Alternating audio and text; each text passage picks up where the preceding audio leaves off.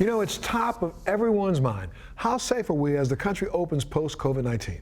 Here with some insight is Mr. Tom Anderson. He's the CEO of 360 Training. Welcome, Tom. Thank you so much for joining us on the Balancing Act. Thank you. It's a pleasure to be here.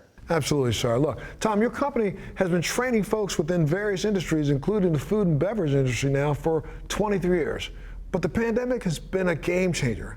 So how does your company do what it does, and what are you doing? 360 Training has been training multiple industries, including food and beverage, environmental health and safety, power and utilities, and many others for a long time through online training focused on regulated content that really is with a goal of making all of us safer and the communities they serve safer. Well, now, how does this translate into helping ensure that the food and beverage industry is adhering to the safe policies and procedures in the new norm? I mean, you know, we're getting food now. You can go to a restaurant, you can dine in, you can dine out on the curb, you can, you know, don't forget about picking up food from the grocery store. So how do you help this industry adhere to the safety procedures? Yeah, so unfortunately, the regulatory bodies tend to be relatively slow moving. And so it will likely take them 1 to 2 years before they really put in new training requirements in the food and beverage industry. So we're focused on developing a new program called Health and Sanitation Safety Awareness.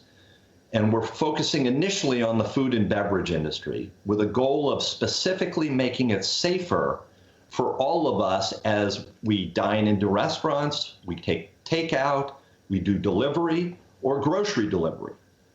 And what's happened in the food industry is historically, it's focused primarily on safety around storage and preparation.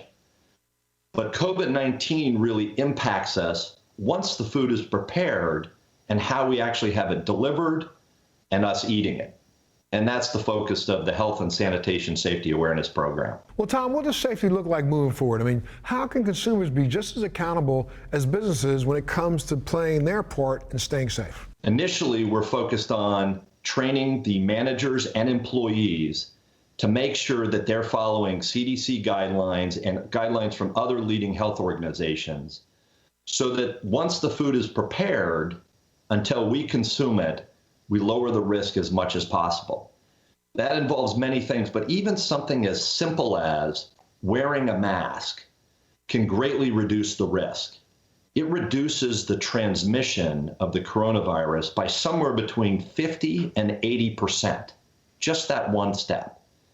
So as consumers, it's really important for us to make sure that we shop at those establishments and we eat at those establishments that are following the best practices and CDC guidelines.